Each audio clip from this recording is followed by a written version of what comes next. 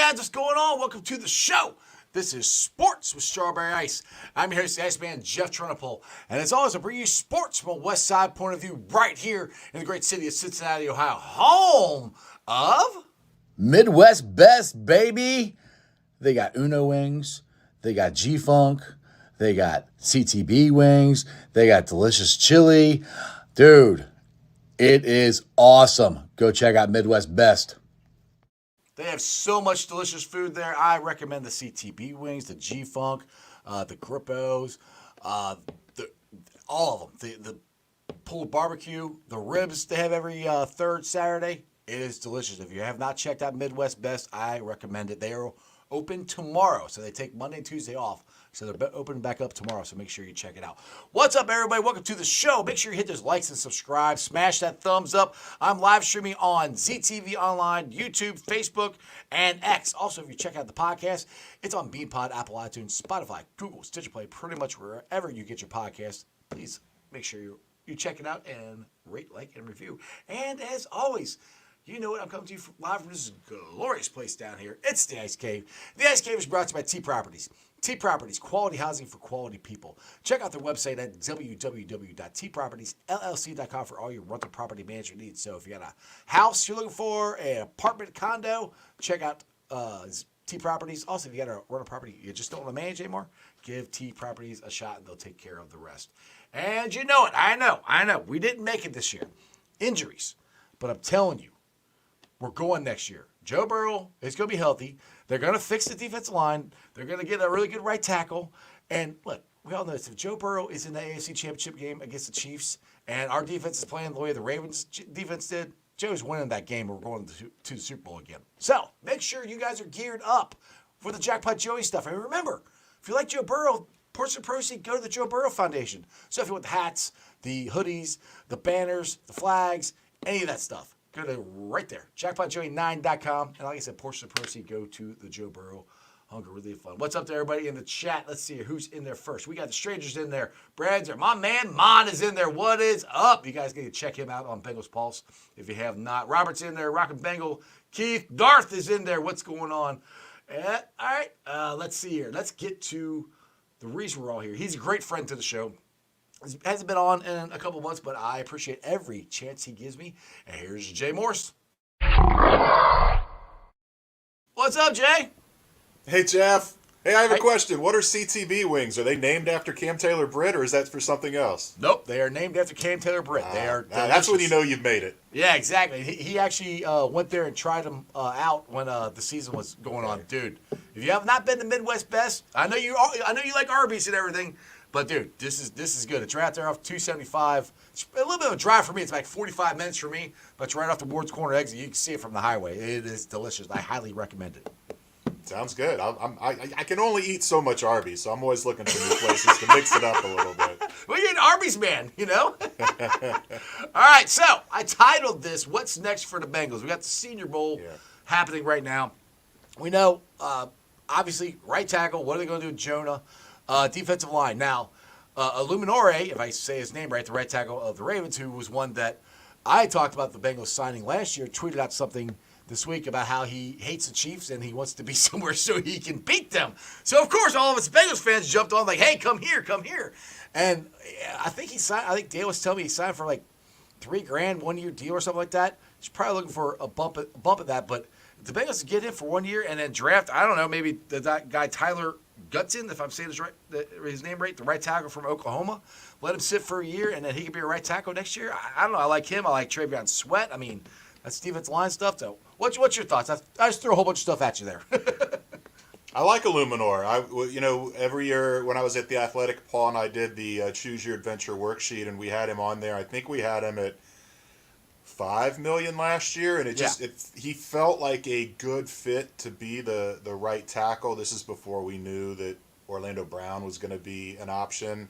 And you're right, the Raiders brought him back on a 1 year deal. He's available again. I think that makes sense. I expect them to go tackle or defensive tackle in the first round. Mm-hmm. But, I kind of wrote about this today where we focus so much on They had to fix the offensive line. They had to get a good starting five. That was the whole focus after the Super Bowl a couple of years ago. Right. Well, you got a pretty good starting group now, and you got to replace Jonah. Now the next step is to build the depth, because I don't feel great about any of the depth there.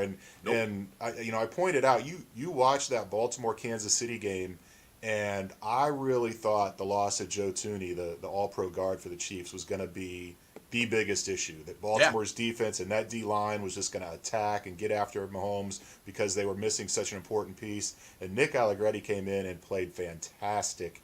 That's what you got to have. And the Bengals got a little dose of it last year as guys were going down, and Carmen stepped up and played good against Buffalo, but he wasn't that great against Kansas City, and Max Sharping had to fill in.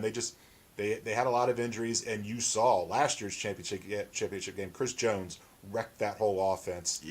Because the Bengals were down offensive linemen. So yes, you got to go out, you got to draft a young guy that can be here. They thought Jonah was going to be a 10-year tackle when they drafted him. You need to go get somebody like that that's going to be here for a decade, but you got to have the backups too, and you got to get a veteran to help groom that guy. There are other veterans in the room, but I just feel like they really need to bulk up at that position and cover their bases, because last year all 5 starters started all 17 games. Right. The year before First time that, in forever.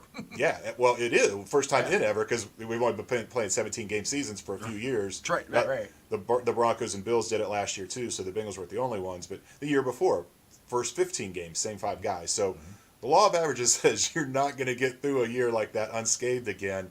They need to find an answer for Jonah, and they've really got to boost that depth, because Cody Ford maybe. But the rest of the backups on that offensive line, I don't think you're feeling comfortable moving any of those guys in there. No, unfortunately, I'm not. And the thing is, too, they got to look at it this way. Ted Karras, his contract is up next year, so that's, a thing to stick in the back of your head. Maybe there's a center out there that they could try to maybe pluck into, 5th or 6th round that maybe could be the guy, which I highly doubt it. But either way, like you said, a depth piece there, because we don't. I mean, if Ted goes down, I'm not sold on our center. Luckily, he hasn't. So that I do agree with that. But the other big thing for us, and this is to me, I know we had injuries on the season, and Joe Burrow did not play healthy any game versus the NFC or AFC North. Not one single game, because he got injured against the Ratbirds. But so everybody keeps talking about the offense and the offense. For me, Jay, the problem this year, even if we were fully healthy on offense, is the defense, because our run defense was not that good. We may be losing DJ Reader, but even if he comes back, we don't know when he's coming back or what percentage he's going to be back. I've said this on here a million times. We've still never replaced Larry Ogunjobi, so you got to take some of the snaps from B.J. Hill, I think. So you got to get somebody to take some snaps from B.J. Hill, and you got to have somebody to replace DJ, because more than likely, even if the Bengals do sign him, he's most likely not going to be ready for the beginning of the season. And if he is, like I said, you don't know how good he's going to be, because it's his second tearing of his quad. So to me, right tackle is first fair, what you got to do, but then the defensive line is where they got to really go in depth there, I think. Yeah, I mean, it's a similar story where you have to have an overhaul of the depth, and maybe it looks the same. Maybe they bring DJ Reader back and the starting 4 is the same, but you need more juice off the edge in terms of a pass rusher. I think they are counting on Myles Murphy to take that next step. Sam Hubbard's not getting any younger. He's been terrific for this organization, but we started to see a little bit of decline last year. Cam Sample is a nice player that you can fit in at either one of those places. He's a good depth piece. I don't know what's up with Joseph Osai. Jay, that's been the biggest surprise for me this past year. I thought he was going to come out and be a difference maker. He couldn't even get on the field. Yeah, I mean, you just thought he was going to have something to prove after the penalty that cost him the AFC Championship game. He played his best game of his career in that game before the penalty, so it felt like something to build on. But he also injured his shoulder. He was way far behind after having the offseason surgery. Strength wasn't there. That's what Lou Anarumo kept pointing to over and over again, is he's just got to get healthy and get back to being who we know he is. So no excuses this offseason. Huge year for him. He's going to have the whole offseason to work out, get back in the best shape of his life. what everybody says, but he truly can.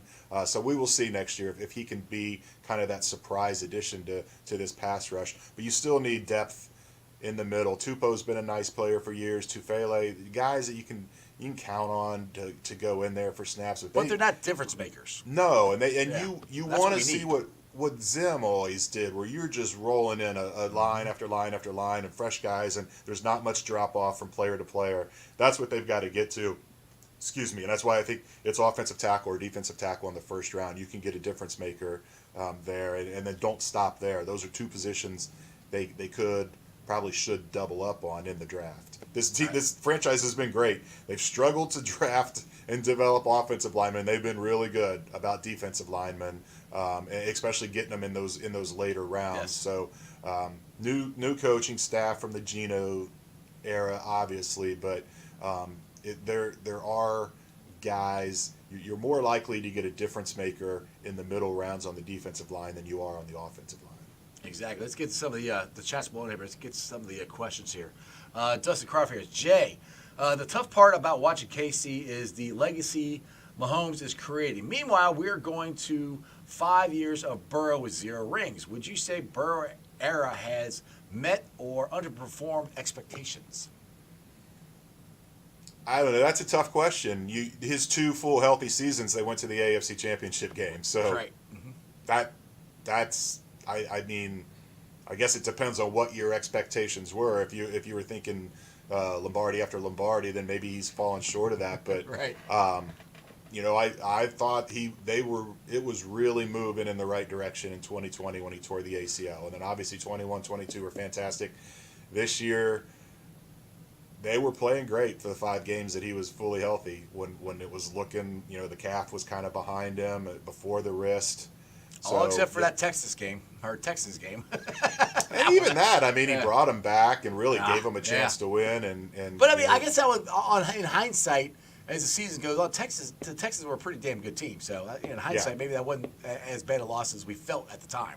And that game was more on the defense. Yeah. I mean, that's been my problem. That's what I've said all year. I think our biggest problem has been the defense all year, because that's what really helped us get to the 2 AFC Championship games is how consistent our defense was. And it just wasn't this year. And I know Bates and Bell were gone, and I know Lou said, it's going to be a dark day if we lose both of them, and we lost Bell. And now people are kind of slacking on Dax Hill, and stuff I've heard is communication, where maybe Logan Wilson or Pratt had to do more of the communication than he did, and that kind of put more on their plate than they were used to. And Michael Trag was on here saying that he's not loud enough or whatever, and I'm like, hey, come hang out with me. I'll teach you how to be loud. But I mean, but the thing is though, people got to remember, and people said this in the chat, Bates and Bell didn't get Lou's system right away either. So I don't know, where are you at with the safeties? Do you think are you going to roll with Dax and Battle again this year? Or maybe add a veteran to that room, or do you think we should possibly try to get a veteran to start at the safety spot? I mean, I wouldn't be surprised if they drafted someone there and see what develops, but I think the plan right now is, give Dax and Jordan Battle. I think they are very high on Jordan Battle, and they should be. I thought he played great. Yes. And, he had some rookie mistakes at times, and the communication errors, but that was not specific to just him. Other guys had that issue too. I don't know about Dax. He's terrific. His athleticism's incredible.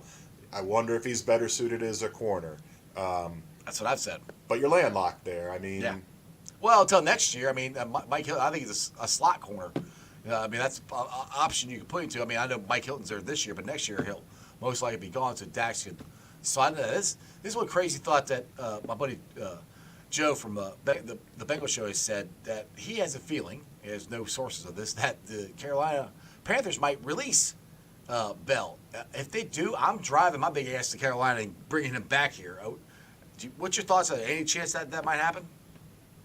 I don't know. It seems like when they move on from somebody, it's for good. Very rarely does someone circle back and go. I mean, A.J. McCarron is one I can think of, and that was a weird situation. But it just, I don't know. Vaughn, I don't have his age here in front of me. I think he's on the wrong side of 30 now. He would be incredible in that locker room, but this is not a locker room short of leaders. So Nope. I just think the problem with Dax is if you think he's better suited as a corner, then pull the trigger and do it, but you don't have a spot for him right now. Yeah, next year when Hilton's gone, that makes sense, but if you're not gonna just have him be a backup this year. So I think you just got to roll with him at safety. You can learn to play this game, and you can learn to know this game, and that the vocal part of it, that can still be a development. It's hard to be vocal when you're a little unsure, and now with a full year under his belt, maybe he does kind of take the reins there. And maybe he doesn't have to. Jordan Battle's the guy I think that can really that be was an absolute steal. And the future Von Bell. I mean, he's just got it about him. They raved about him when they drafted him, his intelligence. I talked to him the day after the season ended about how difficult it was that he wants to be the leader, he wants to be the guy, but you're a rookie and you're not even starting the first half of the year, and you got to kind of defer. I think we're going to see him take a big step in that leadership role and maybe take control of the back end of that defense this year and let Dax kind of just settle in and be the playmaking guy. But you need the change up front. You're not overhauling the secondary. You drafted all these guys really high. You trust Lou Anarumo to get the best out of them. They've got to figure out a way to get the communication part down and just the natural progression of things. You would think it would be better anyhow, just with all those guys having a year under their belt. So if they're still giving up a bunch of explosives and we're in October and November talking about this, it's going to be a big problem. Yeah, no, I mean, now full disclosure, I think we're going to be okay. Like I said, my thing is I'm more worried about the defensive line. I think we're okay at second. Yes, so we can add a cornerback or something in there. Yes, I'm always going to add depth, but I have a feeling that Dax is going to improve from year to year. I think he's too good. That's just my own personal opinion. I have nothing to base this on. But let's go to Mon's question here. And this is something about the rushing attack, and it's been inconsistent the last couple of years. It said, Jay, what's it going to take to improve the Bengals' rushing attack? Is it talent or scheme? Hey, Mon. I think it's more talent. They didn't have what they needed to have in Mixon, and he's been terrific. He's tough runner, gets the hard yards, very rarely takes tackles for loss, never fumbles, but teams weren't scared of Joe Mixon.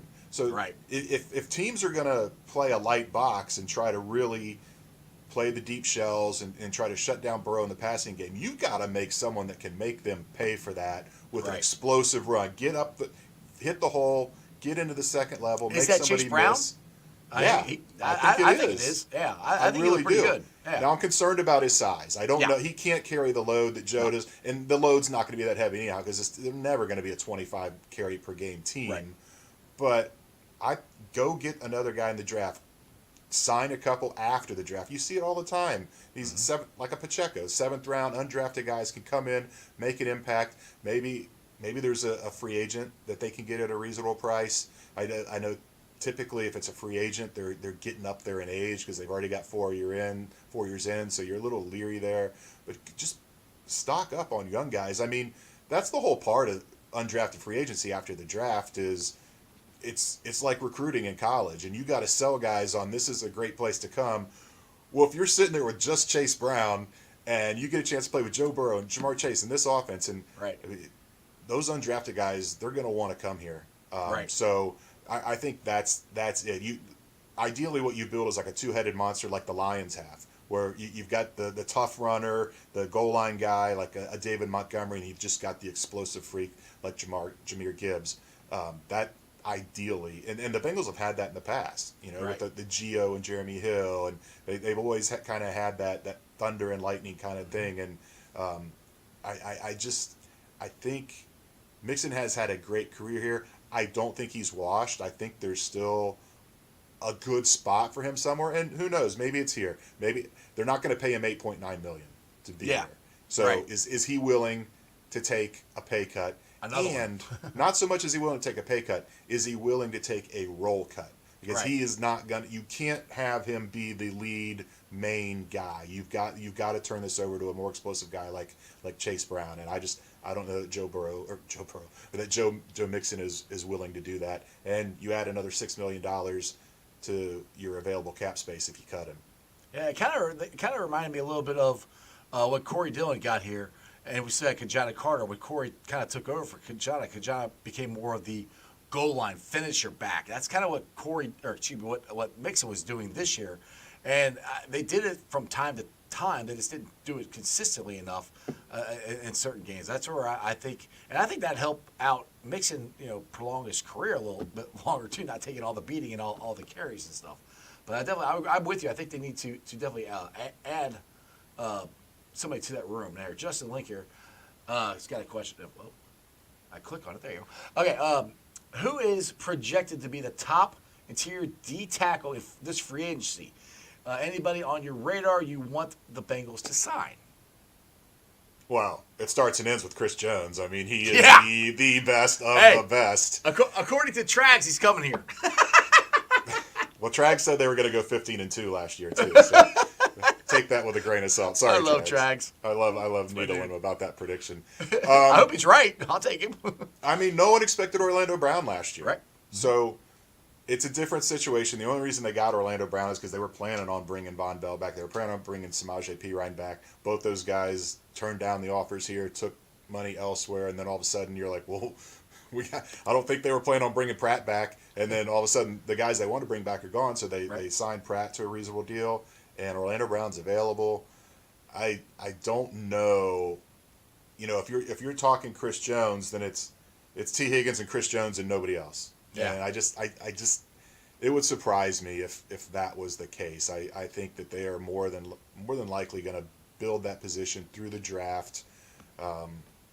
It would be great to have a Chris Jones. Believe me, he could destroy so many plans. Oh God, that was Jesus. I just don't know awesome. that this team can be that top heavy with so many people making that much money. Orlando Brown just needs to make a phone call to his former teammate, like, hey, come to Cincinnati. It's awesome here. I don't know. Who knows? We'll see. I think it's far-fetched, but I would love it. I mean, when Trags brought that up on my show last week for that, I'm like, are you serious? He's like, it could. It's not a real possibility. I'm like, yeah, okay. Like, I hope you're right. That would be great. I mean, that Chiefs defense is pretty young, and so they're not paying a lot of money elsewhere on that defense. Maybe they bring Chris Jones back. I don't think there was – the writing was kind of on the wall that Orlando Brown wasn't going to be back. I'm not convinced that Chris Jones is going to be a free agent. Now, maybe they win the Super Bowl again this year, and he's like, oh, I got all my rings. Now I'm going to go get the biggest bag I can. But we'll see how it plays out. I'd be surprised if he ended up here. Jay, I hate this, but the Super Bowl is going to make me root for the Sucky Niners because I do not want the Chiefs to win another one. And I hate the Sucky Niners, too. Like, it sucks. All right, a couple more questions here, and I'll get you out of here. Let's see here. Now, this is a question because all four teams did in the Final Four here did have a fullback. Jay, would you like to see the Bengals play a fullback and halfback to have a dominant running game? I think that might be an option because they did do that a little bit this year with Drew Sample. Yeah, but Drew was more of a pass protecting guy. Like, he wasn't a lead block. He was back there to pick up blitzes, and because they couldn't find a running back that they could trust. I mean, Mixon wasn't good at it. They tried Chris Evans, Travion Williams. Nobody was able to kind of be that third down guy. So they're like, screw it. Let's just put Drew Sample back there. This doesn't need, it shouldn't be an impose the will type of offense where you're just lead blocker, slamming it in there, running over and over again. I don't think that's the way to go. You've got Jamar Chase. You've got Joe Burrow. You don't want to take the ball out of Burrow's hands that much. I said, you don't need to be dominant in the run game. You just need to be explosive, scary. Yes, you just have to make people respect you and hit them. And maybe that comes with some -2s, some -3s here and there, where Jamar or Chase Brown is not going to always fall forward for the 2-3 like Mixon did, but he's going to give you 30, 40-yard runs every now and then, whereas Mixon, that just wasn't the case. And I know he had the one in the Cleveland game, but basically that was a bunch of backups that they were playing against. So nice run for him. Nice way to finish the season, maybe his Bengals career, but you can't count on that from week to week from Joe. All right, I got to put this question up. This is an elite question from Mon here. Jay, 80s hair metal question. Dokken or Poison? You know, back in the day, Poison just got Dokken was more respected, and Poison just kind of got a bad rap because of the makeup and the high hair and all that. I just saw them a couple summers ago in Cleveland. They are terrific musicians, and it was the gimmick in the 80s. Oh, yeah. I They all love did Poison. it. I love Poison. I really do too. Brett Michael, I'll go see him as a solo act, and he does tour as a solo act from time to time. It's no matter how you feel about the music, you will be entertained at that show.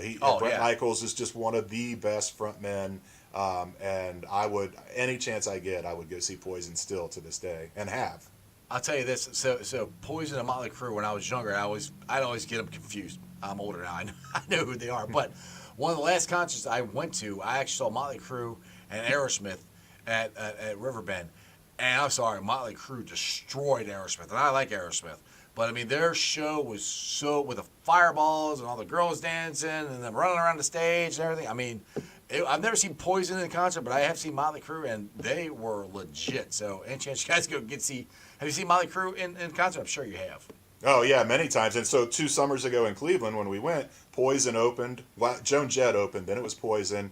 And then it was Def Leppard. And then it was Motley Crue. And we left early. Motley Crue was that bad. Oh, wow. Vince Neil is... that's the thing about Poison is those guys have gotten clean. Yeah. And they're serious about their music now. And Motley Crue has not. Those guys are still into the fun lifestyle. And, they got rid of Mick Mars, the guitarist. Vince can hardly keep his breath. It's... half the time he's holding the microphone out, you sing it, because he just can't keep up. I will not go see Motley Crue again. Well, this is probably, like I said, shoot. My kids were little. It's probably 10, 15 years ago when I saw them. So they were good then. So maybe don't go see them now. my wife and I are actually going to Daytona Beach for Rockville. It's a 4-day festival. Nice. 5 stages all day long for 4 days in a row. Motley Crue is headlining one of the nights. That just means we're not going to have to wait in line for an Uber because we will not even wait. We will just leave before that show starts. There you go. One of these days, you need to tweet out the picture of you with the mullet. I want to see this epic mullet. Did you used to have a mullet? I thought I heard that on one of your podcasts. Oh, I did. Yeah, I have many pictures. Yeah. You need to tweet that out sometimes. Like poll questions. Should I grow it back or not? Yeah. Anyway. Jay, I appreciate you. You told me 20, 30 minutes. I appreciate you coming on. Do me a favor, plugs. You and Dallas do a great job on your podcast there. I listen to it every week. And Dallas was on last week. And I got Ian, what's his name? The Valentino? Yes. The draft guy? Yeah. Yeah, I got him on Thursday. Get my dates confused. Great. Anyway, so I'm trying to get you guys all on. But anyway, You guys do a great job, and I appreciate you guys when you come on. But make sure you plug something before I let you go. Yeah, I mean, the podcast we record every Tuesday, the Bengals PFN podcast, we recorded today, and we kind of went over, and then I also wrote an article about what the Bengals should learn about the Final Four teams this year. Every year, you look at those teams that go the distance and kind of how you, not necessarily copycat them, but how you can improve your team by seeing what they're doing well and emulating it to some degree. So that was a big chunk of the podcast this week. And then got articles up every day on Pro Football Network. Everything's free. Just hit the website or just follow me on Twitter at the address down here, and I will tweet out links, and you can just click there and find my work. There you go. Yeah, this time of year is kind of weird. We went from full go pedal to the metal the last 2 years, to now it's like I haven't got to see you lately, Jay. I miss you. I haven't seen you on the bridge or any of this stuff because I haven't been down to practice. There's no practice. Just hit some bars around town. You're bound to run into me. I'm kind of enjoying the slow January this year. I am too. I'll be honest, but I do miss the Bengals. But anyway, I will definitely see you come March when the rookie camp starts. But anyway, Jay, I appreciate it, man, and we'll have to do this again sometime. Yeah. Let me know, Jeff. I'll come on anytime. Thanks, man. Thank you. All right, guys, go check out Jay. Him and Dallas do a great job on their podcast. Go check out Jay and all his articles and everything. Like I said, they do an awesome job covering it. But, yeah, the Senior Bowl started today. And two, like I said, two guys that stuck out for me was Tyler Gutton, if I'm saying his right name, and Travion Sweat. I knew Stranger, I think, or somebody said it here on the podcast a while ago, and I didn't know who he was. I literally saw this dude. Now, it's just practice, but I saw this dude take two guys and shove them all the way back to the quarterback. I'm like, ooh, I would like that. That would be cool. So, yeah. So, I enjoyed that. You guys are blowing it up about concerts here. Let's see here. Keith says, best show I ever saw was, oh my goodness, you guys are killing me. Queenshire at the Madison and Covington doing Mind Criminal live for the last tour with Jeff Tate. Incredible. I have to take your word for it. I don't know I've ever heard of them. Mike says Motley was his first concert.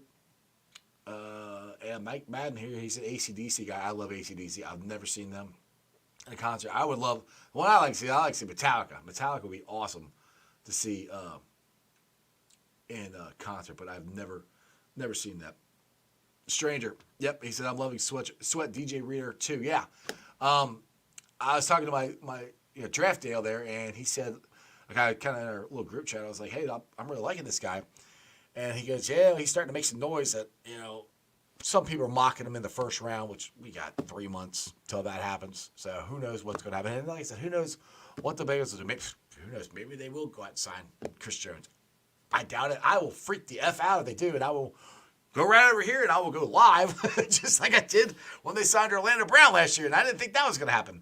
So, but I do love the idea of getting Illuminore. I would love to get him and draft a right tackle. I think there's enough of them in this draft that we could get. This is a good draft for from what I'm seeing. So I'm just starting to scratch the surface of the draft and combine and all that stuff, or not combine, but draft and Senior Bowl. It looks like we could get some guys for the trenches, which is what we got to do. And we've talked about this year after year after year. I mean, last year we were talking about right tackle until we signed Orlando Brown. Me personally, I still wouldn't mind signing Jonah Williams. I don't know if that's actually going to happen. I'm still kind of holding out hope for that. But I'd still, if we do sign him, you got to draft somebody then to possibly to back up, to play tackle, to play guard, to play center. We do need to create that depth, like Jay said. But for me, the biggest part with the depth is the defensive line, because when we had that rotation, the Super Bowl year, we had DJ Reader, BJ Hill, Larry O, and those guys all rotated. That helped out a ton. And just getting that pressure, even if you don't get to that quarterback, get that pressure, that push up the middle, just helps. If DJ or you get somebody to take two guys on, that frees up the edge for Sam and Trey Henderson to come and get that quarterback. And that's what he said in the chat there that Sam was injured a lot this year. Yeah, I still think Sam Hubbard is a good defensive end. Miles Murphy, I think, is going to make a jump. And who knows? And when Jay just brought this up about the shoulder injury that Joseph Osai had last year, and then he got injured in the last preseason game or the first preseason. I think it was the last preseason. He got injured there. So maybe that's just chalked up, or he just was injured and then he got a setback from getting and got injured again. And and that's what Lou kept saying. Is he's injured? He's recovering from injury. And that's what Luke kept telling everybody. And I actually, like I said, I'd forgotten about the shoulder injury that he hurt in the AFC Championship game. So maybe if Joseph gets a full year to recover, regular offseason and stuff, maybe he comes back bigger, better, stronger, and he can be the Joseph side that we thought we were going to get this year. And if we get him, get Miles Murphy to develop the way I think he can, and we had that rotation, and that, like Jay talked about the rotation on the interior. We could have the rotation on the edges, which is I was hoping we are gonna have this year. Hopefully we can have that next year. And then if you add a rotation to the defensive line, dude, it's gonna be good. That's what we gotta find. These are all the things that between now and March or April we'll have time to talk about here. All right, let's see here. Let's go to some of the chat here and finish this up. Let's see here. Stranger. I've seen Sweat all over the mock drafts. I've taken him in rounds too many times, and it seems he's gone before our round one. See, and that's I thought, honestly, I thought he was going to be like a round two guy, but maybe he's not. So we'll see. I probably not. I would go with whatever Dale's saying instead of whatever I'm saying on the draft. Brad, who would be cheaper, Jonah, or Chris Jones? Ooh, that's a good question. I don't know. I would, age-wise, I would probably say Chris Jones, but offensive tackles are hard to come by. Everybody's looking for an offensive tackle, especially a guy who's proven, whether you like Jonah or not, has proven he can play left tackle and right tackle. So that's valuable in of itself right there. So that's a very good question. My heart wants to say Chris Jones because of the age and because of Jonas Younger and his versatility, but I'm not really sure, to be honest. See, your stranger says Brad Jones will be at least $10 million higher than Williams. I don't know. Maybe. Because he's on the other side of 30, or he's 30. NFL teams don't want to give 30-year-olds that big of money, despite what they're doing. You know? What'd you say, Keith? He says, Ice, here you go. Oh, gotta go. Let's see you later. Okay, Keith. Yeah, thanks. I appreciate it. You can come back anytime. It's on YouTube and it's on podcast. You can check it out. Robert, let's see here. There are some back of the round guys that I like for the defensive line as well. There is talent to be found. Any good player needs some good coaching. Yeah, I mean, this, like I said, for the trenches, this is a pretty good draft from what I'm seeing. Again, I am just starting to do this.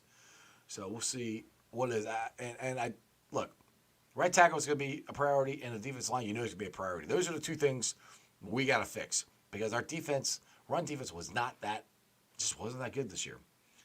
Let's see here. Paul, now, this is good. Can Pollock handle the youngins in this new offensive era? That's a good question. And I loved when Frank Pollock came in. I loved what he was saying. Glass eaters, yada, yada, yada. The offensive line played good. It didn't play dominant. I would love to have a dominant offensive line. I mean, look, if we can get to the point where we have a dominant offensive and dominant defensive line, you're going to win most of the games. I mean, that's just football right there. So I wouldn't have been surprised if the Bengals had moved on from Pollock, but they're not, which is fine. But, I mean, Pollock has not developed really any of the young guys. Now, Jax Carmen was here before Pollock got here, so you really can't put that on him. And I really haven't drafted. Well, I take that back. Cordell Volson, what am I thinking about? Cordell Volson, he drafted him, and he's developed him, and I think he's going to get even better his third year in the league. So, you know, if you take that, then yes, he's been able to develop a guard. Now, I know nothing about developing guards and developing right tackles, but from that point, then yes, he has developed them. Let's see here. Yeah, Robert. He says they should bring back Big Willie as offensive lineman assistant. I would be all for that. That would be cool with me. Let's say Keith. In mocks I've done, I've gotten D-tackle Chris Jenkins from Michigan in the second round. Hey, that would be cool. I'd take him too. I got you there, Sharif. I see you, buddy. I appreciate you. Let's see here. Okay. Now, this is an interesting one. The punting didn't help the D-line out either. No. And we are not drafting a kicker, or I know we're not drafting a kicker. We're not going to draft the punter this year. They're going to bring somebody in to compete with Brad Robinson. And hopefully, like, that's one thing. If you're watching the punts in the AFC and NFC championship games, they were booming the ball. They were in 10. If they got it at the 20, it was shocking. So that's when hopefully Brad Robinson can get better. I mean, because he was the best, one of the best punters in the draft. That's why he got picked. So hopefully he develops. But I do think there is going to be a punting competition because that's got to get better. We can't have guys starting at the 30-yard line on a consistent basis. We got to, or 40. We got to get consistent on this punting game. I mean, it's been a problem. That's the reason we moved on from Huber. Now, one guy out there that I wanted to draft 2 years ago was the punt god, Matt Ariza. Now, he had the whole allegations and everything, and all that he's been found not guilty or whatever. Just talking football here, and the way he could punt, I would bring him in. I would, in a heartbeat, bring him in because that's why they called him the punt god. He was legitly awesome. Now you got to do your background check and make sure that his makeup is going to mesh with this locker room and everything because of what happened. You got to do your due diligence. But if all that checks out, I would go get him and bring him in to compete with Brad Robinson is what I would do. So anyway, I think I'm going to get the heck out of here. I appreciate you guys checking it out. So tomorrow, I got a very special guest. He's been on the show before. He's none other than the Bengals wide receiver, Trenton Irwin, who'll be live on the show at 5:30. I'm going to get somebody to co-host with me. I don't know who yet. I've reached out to a couple guys who are my co-hosts, waiting for some answers. So he's not only going to be here on my podcast, he's also going to be at the Jackpot Joey golf outing. So that's going to be a lot of fun. So make sure that the golf outing is May 19th. So I don't think none of the registration or anything is out yet. So make sure when it does happen, you guys get on this golf outing. It was so much fun last year. Trenton had a great time. T. Higgins was there. He had a great time. I had a great time. I'm going to try to have a little less as much fun as I did last year. But make sure you guys go there. And like I said, it's for a great cause. And that's what the whole Jackpot Joey thing is about. It's about helping people. It's about helping Joe with his foundation. That's what the whole thing is for. So just like I said, I promote the Jackpot Joey stuff. It's cool to support Joe because, I think Joe Burrow's the best quarterback in the league. He's not only a great quarterback, he's also a good dude. And he wants to help people out with his foundation. So the gear helps it out. The golf outing helps it out. So like I said, make sure you guys join that and have a great time with us. What'd you say, Scott? Ariza, let's see here. Ariza's still available, isn't he? He wins hands down. Yeah, I think he is. I think he is. I don't know. What'd you say? Pork chop is what? Pork chop is black. Just listen, just like Bauer and MLB, right? Let's see here. Pork chop does not like this. Pork god must have horrible. Oh, well, he doesn't like it. You said Punk God must still have horrible baggage, or he would have been picked up already. Yeah, maybe. That's what I'm saying. You gotta do your due diligence. I mean, check it out. I mean, there is a reason that he's not picked up.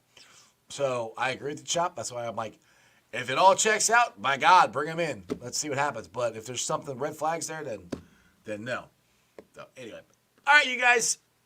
Thanks for watching. Like I said, if you're checking out the show, make sure you hit the thumbs up, the subscribe button, all that cool stuff. I'm live streaming on ZTV Online, YouTube. I've hit 2,000.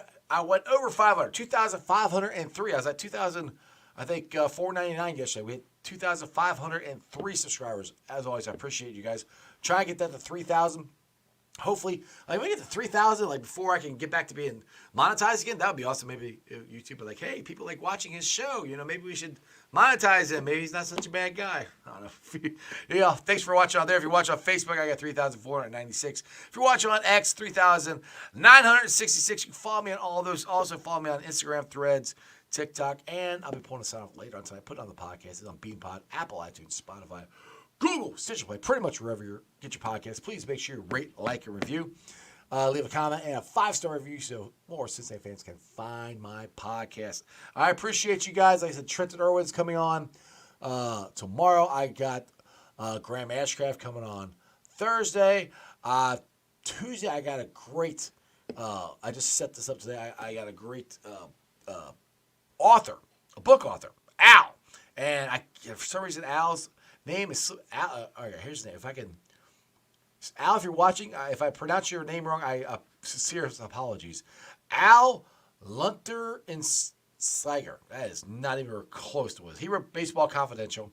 It's a really cool book. He's got it coming out, and he's got some cool red stories that we were talking about. So we'll be doing some baseball talk here. That's on Tuesday. Monday's going to be our Corey Dillon show. I'm trying to get Trevion Williams to come on with Corey. That'd be a lot of fun. Anyway, I'm rambling on here. I'm going to get the heck out of here. You guys have a wonderful day. I'll see you tomorrow. Throw it up, and that's just sports, baby. See ya!